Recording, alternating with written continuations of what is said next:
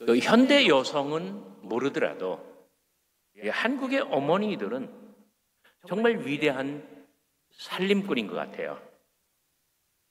또 오늘 성경 말씀에 남녀 종들을 맡아서 때를 따라 양식을 나누어 준다라고 하는 표현이 있습니다. 여기 때를 따라라고 하는 말은 인류의 역사 가운데 농경 문화의 냄새가 진하게 나는 그런 부분입니다. 수렵 채취의 시대에는 이 때가 중요하지 않았어요. 그냥 아무 때나 나가서 과일을 따먹고 짐승을 잡아먹고 그러면 됐잖아요. 농사를 짓는다는 것은 좀 얘기가 달라집니다. 만사가 때가 있어요. 곡식을 뿌릴 때가 있고 열매를 거둘 때가 있고 그렇잖아요.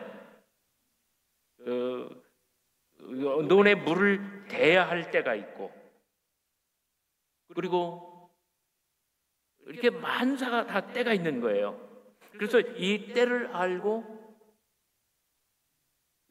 뭐랄까요? 부지런하게 또 열심으로 지성으로 농사를 지으면은 그해 농사가 잘 되고 수확이 좋습니다. 그런데 때를 지키지 아니하고 제때제때 해야 할 일들을 하지 못하면 그해 농사가 망치기 십상입니다. 그래서 문명을 연구하는 사람들은 어떤 인류의 역사 가운데 지혜라고 하는 유산, 성경으로 말하면 욥, 시편, 잠언, 전도, 아가서, 지혜 문학은 농경 문화에서 나왔다라고 판단을 합니다.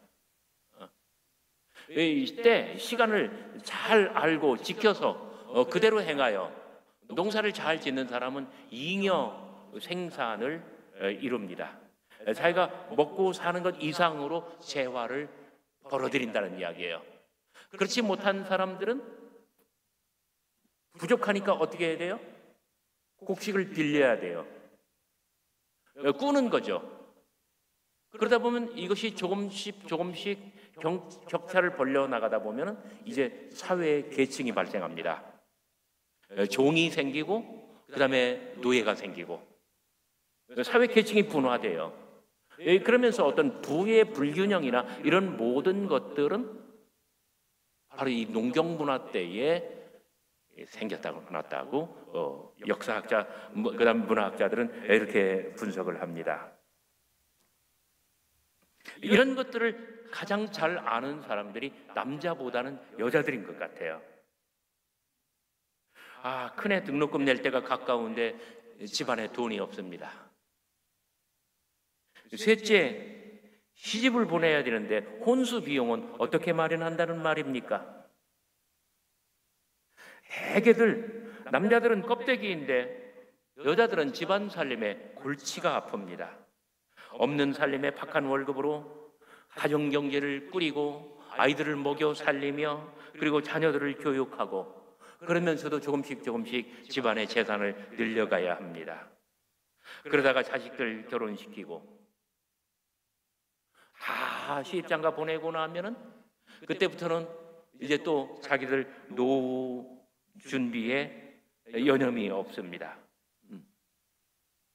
이렇게 하다가 보니까 집안 살림, 이 살림 경영에 뭐랄까요? 이제 은사가 자꾸 생겨나는 거예요. 어떤 지혜도 생기고 그리고 방법, 노하우도 터득하고.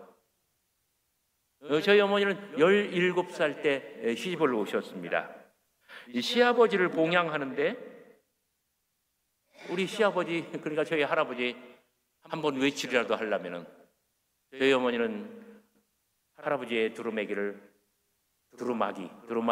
다 해체해서 소음을 꺼내고 그리고 쌀인문 열고 계단 7칸 내려가 거기 음습한 우물가에 가서 그걸 비누도 없는데 그걸 빨고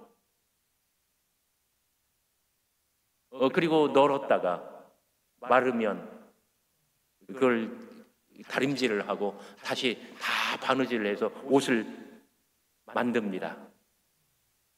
그리고 저희 할아버지 그 옷 입고 폼나게 장에 나가십니다. 장구경도 하고 사람도 만나고 막걸리도 한잔 하고, 그러면은 저녁 때쯤 되면 할아버지가 어디 누워 계시다라는 말이 들려와요. 길바닥에 누워 계시는 거예요.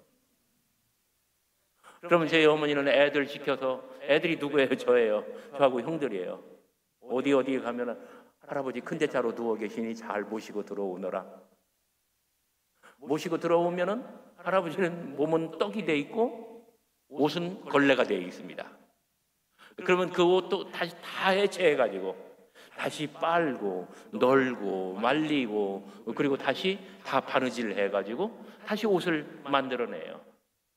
이런 일을 수도 없이 많이 하시다 보니까 어느덧 어머니는 재봉틀의 전문가가 되시는 거예요. 아무도 알아주지 않는 전문가가 되시는 거예요.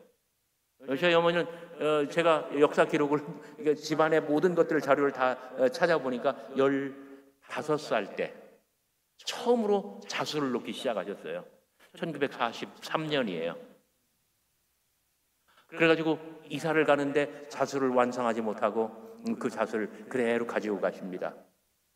이번 설날 아침에 제가 여쭤보니까 98세 되신 어머니가 말씀하십니다. 이사 다 했다고 자수 바로 놓는 거 아니요.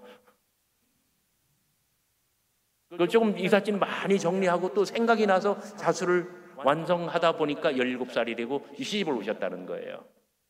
지금 그 자수를 어머니 댁 문갑 위에 잘 모셔놓고 있는데, 지금 제가 봐도 우리 어머님 작가님이십니다. 어머니, 어떻게 이 아름다운 자수를 정말 세련되게 아주 최고의 디자인, 이 색상 조화, 정말 이 균형 감각, 구도 어떻게 이걸 하셨어요?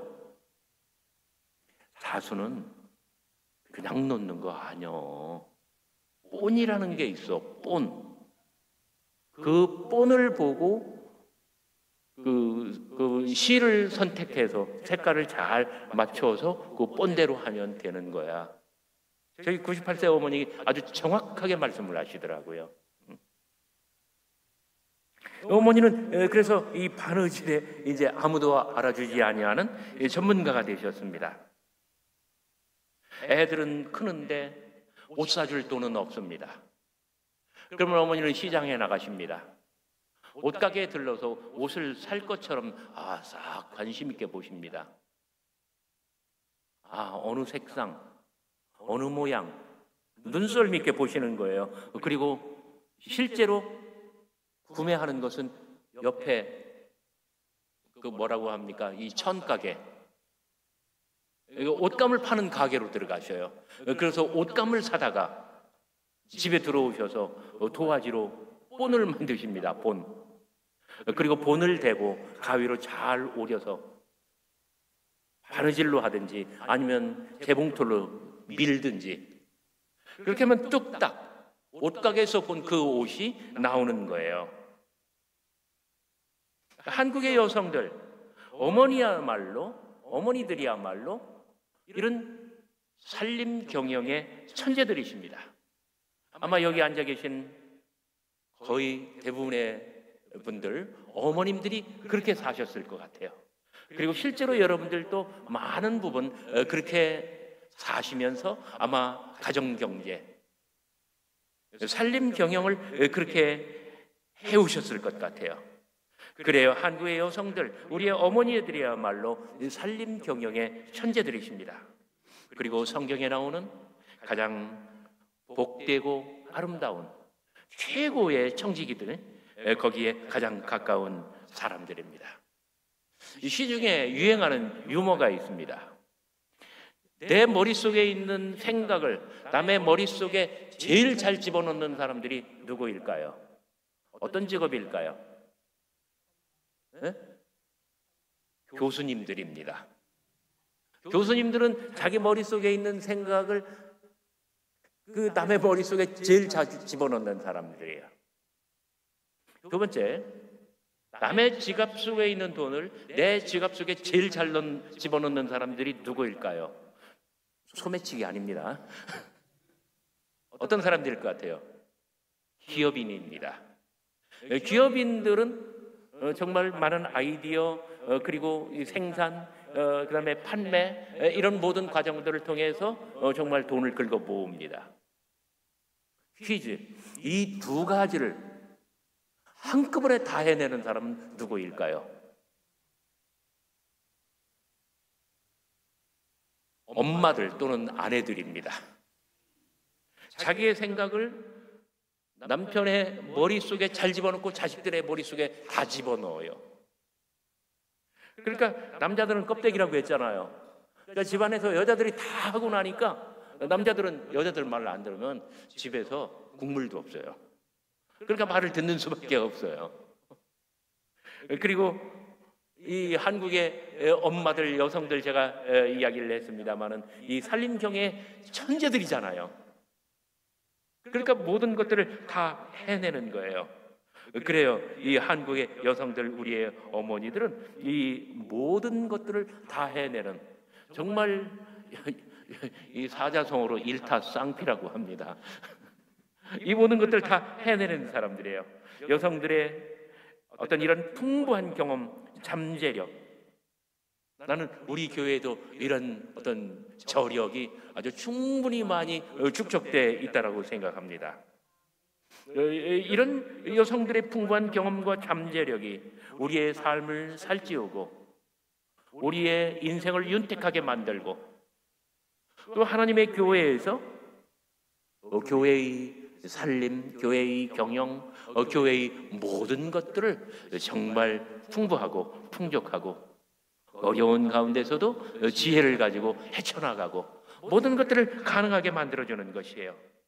오늘 본문에서 칭찬받는 청지기는 적어도 몇 가지 덕목을 보여주고 있습니다. 가장 중요한 것은 충성심입니다. 그런 청지기는 주인이 곧 오시리라고 생각합니다. 아니, 주인이 아직 안 오셨어도 지금 옆에 계시다고 생각을 합니다. 여러분, 오늘 본문 바로 앞에 있는 성경 말씀 한번 보시기 바랍니다. 누가복음 12장 35절입니다. 누가복음 12장 35절 37절까지 제가 읽을 테니 38절까지 제가 읽을 때 그 작은 소리로 한번 따라 읽어주시기 바랍니다. 허리에 띠를 띠고 등불을 켜고 서 있으라. 너희는 마치 그 주인이 혼인집에서 돌아와 문을 두드리면 곧 열어주려고 기다리는 사람과 같이 되라. 주인이 와서 깨어있는 것을 보면 그 종들은 복이 있으리로다. 내가 진실로 너희에게 이르노니 주인이 띠를 띠고 그 종들을 자리에 앉히고 나와 수종들리라. 주인이 혹 2경에나 혹 3경에 이르러서도 종들이 그같이 하고 있는 것을 보면 그 종들은 복이 있도다. 기다리는 종, 정말 언제 주인이 돌아오실지 늘 깨어 근신하며 기다리고 있는 거예요. 준비되어 있는 모습으로 있는 거예요. 그래서 허리에 띠를 띠고 등불을 켜고 주인을 맞을 준비를 하고 있는 거예요. 이런 청지기들은 잠에 빠져 있지 않고, 그리고 자기의 직무를 유기하지 않고 자기의 맡은 바 소임을 다하기 위해서 최선의 노력을 다하는데 언제나 준비된 모습으로 있다는 거예요. 그래요. 그는 주인이 돌아오기를 기다립니다. 아니, 주인이 지금 돌아오셔서 내 곁에 계신 것처럼 완전히 주인의 뜻을 따라 행동합니다. 바로 여기서 그 유명한 청지기직이라고 하는 개념이 발생합니다. 성서 원어로는 오이코노미아 이렇게 말을 합니다. 오이코노미아. 오이코스라고 하는 말에서 나왔는데 집이라는 뜻입니다. 오이코노미아, 가정경제예요. 영어 이코노믹스라고 하는 말이 여기서 발생했어요. 그래서 오이코스, 오이코노미아, 이코노믹스, 이것은 나중에 한 집일 뿐만 아니라 우리가 살고 있는 지구 전체 그리고 우주 전체를 일컫는 말이 돼요. 오이코노미아는 하나님께서 세계를 운영해 나가시는 경륜, 섭리라는 말입니다. 하나님께서 인류의 문명 전체를 이끌어 나가시는 당신의 경륜과 섭리는 한 집안에서 아낙네가, 가정주부가 가정 살림을 하는 거하고 동일합니다. 오늘 청지기가, 복된 청지기가 주인의 뜻을 따르고 주인이 아니 계신 자리에서 주인의 뜻을 이루기 위해서 모든 노력을 경주하는 것이 같은 이야기입니다. 작은 집안에서는 아낙네가 살림 경영을 합니다. 그리고 큰 대갓집에서는 청지기가 주인을 대신하여 이 집안 전체의 경제를 이끌어갑니다.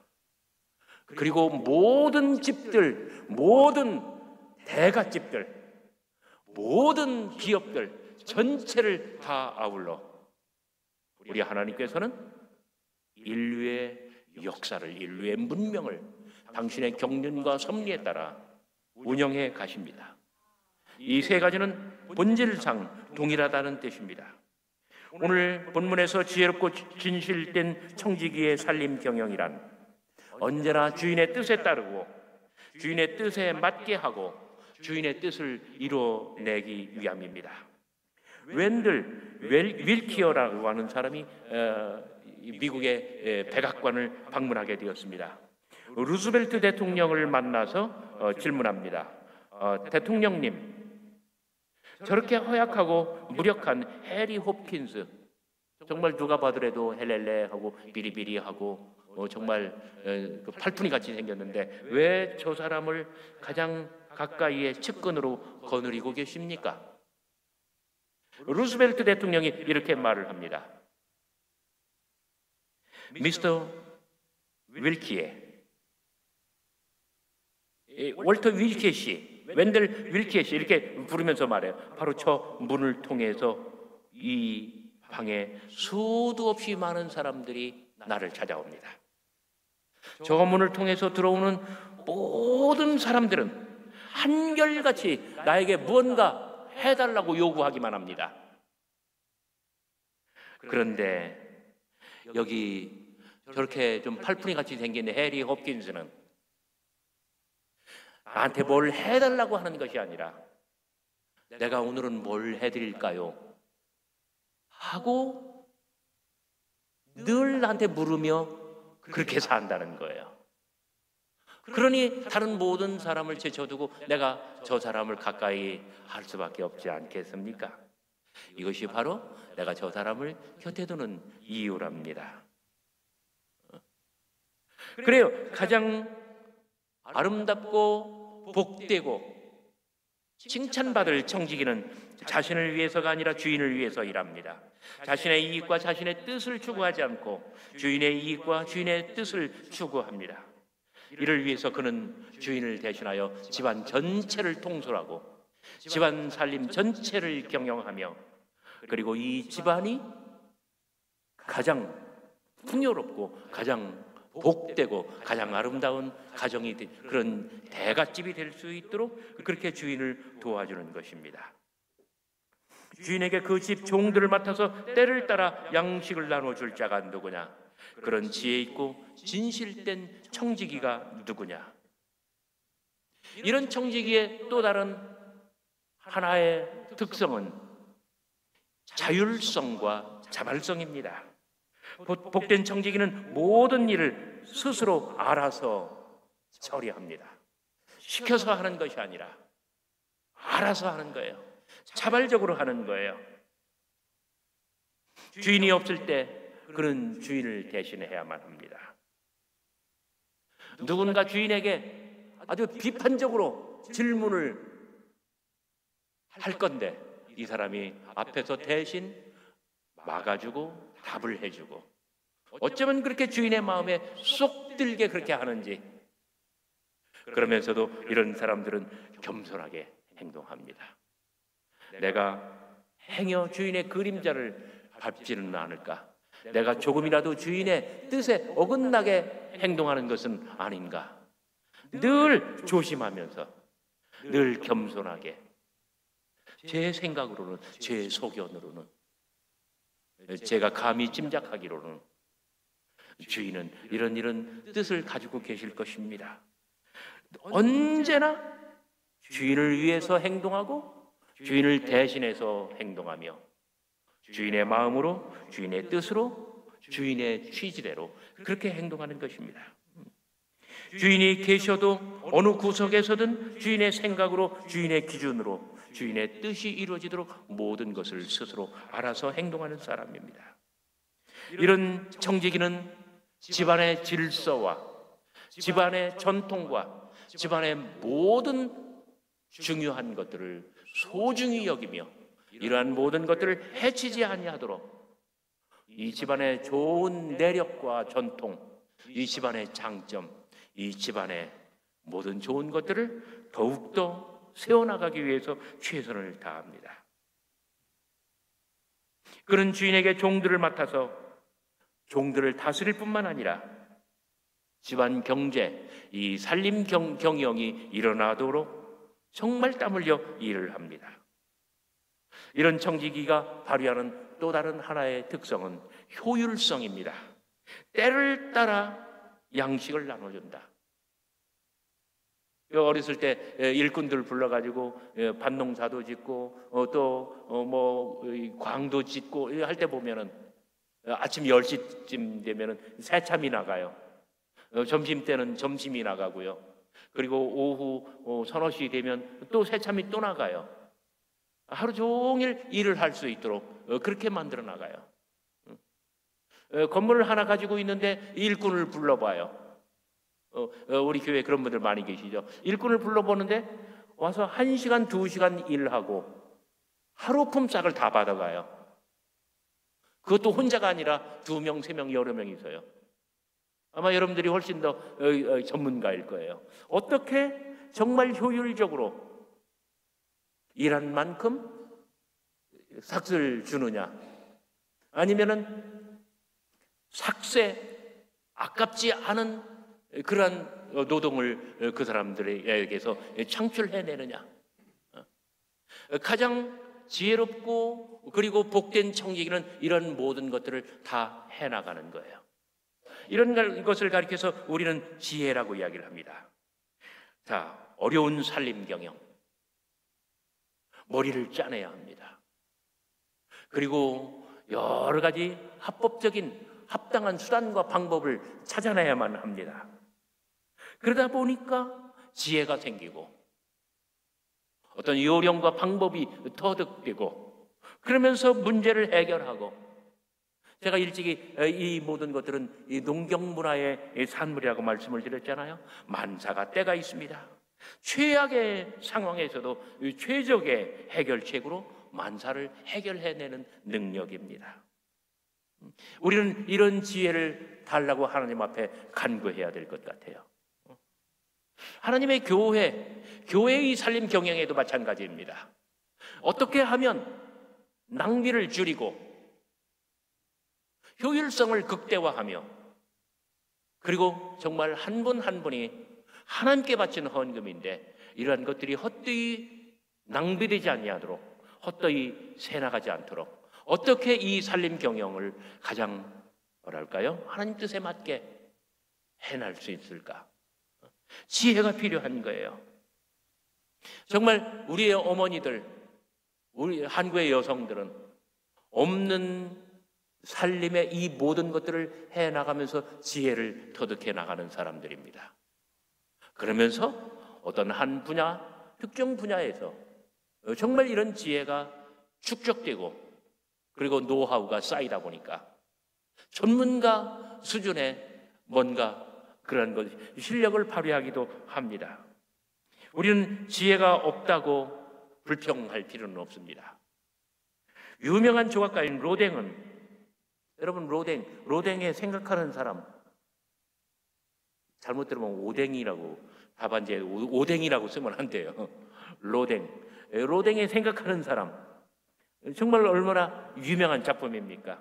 근데 로댕은 성적이 가장 나쁜 사람이었어요. 그의 아버지는 왜 하필 네가 우리 집안에 태어났냐 하면서 가슴을 치고 로댕을 혼냈다고 해요. 근데 로댕은 아주 전 세계 인류 문명에 남는 최고의 조각가가 됐잖아요. 아인슈타인의 어린 시절은 더욱더 비극적입니다. 그의 초등학교 생활기록부에 이렇게 적혀 있습니다. 아인슈타인, 이 아이는 우둔하고 비사교적이다. 영원한 몽상가로서 이 아이는 일평생 방황할 것이다. 근데 세계 최고의 물리학자가 됐잖아요. 지금도 아인슈타인을 넘어서는 사람이 없을 정도라고 합니다. 에디슨은 어떻습니까? 에디슨은 혼란스러운 아이, 이런 오명을 쓰고 13살 때 학교에서 퇴학당했습니다. 톨스토이는 대학에서 계속 낙제점을 받은 문제아였습니다. 그런데 이런 모든 사람들은 인류 문명의 위대한 업적을 다 남겼습니다. 우리는 가끔 하늘이 내려준 독특한 재능을 정말 우리도 알지 못하는 가운데 썩히기도 하고 버리기도 합니다. 저는 산림경영이라고 하는 이 용어를 처음 사용해 봅니다. 우리가 맡은 일에 최선을 다하면서 정말 해내야만 하는 그런 어떤 과제, 이걸 하지 않으면 집안 살림이 돌아가지를 않아요. 이것을 해내지 않으면 정말 당장 어려움에 처할 것 같아요. 이런 일을 하다 보니까 나도 모르게 조금씩 방법을 터득하고 정말 해결책이 손끝에 닿고 척척 일을 해내는 그런 사람이 되는 것 아닙니까? 이것이 바로 하나님께서 우리에게 주시는 은사, 재능, 탤런트라고 말할 수 있습니다. 이런 모든 것들은 다 주님을 위해서 발휘하는 것입니다. 교회의 모든 임직은 예수 그리스도께, 우리 주님께 헌신하기 위함입니다. 우리는 예수 그리스도를 위해서 헌신합니다. 우리는 예수 그리스도를 위해서 헌신하며 그리고 교회의 살림 경영을 꾸려나갑니다. 집안에서는 집안의 살림 경영을 꾸려나가고 하나님의 교회에서도 하나님의 살림 경영을 꾸려나가고 우리가 집안에서나 하나님의 교회에서나 그리고 회사에서나 직장에서나 어디에서나 우리의 맡은 살림 경영, 오이코노미아를 꾸려나갈 때 우리 하나님께서는 태초부터 영원까지 당신의 경륜, 당신의 섭리로서 당신의 이 모든 구원의 역사를 꾸려나갈 것을 믿으시기를 바랍니다.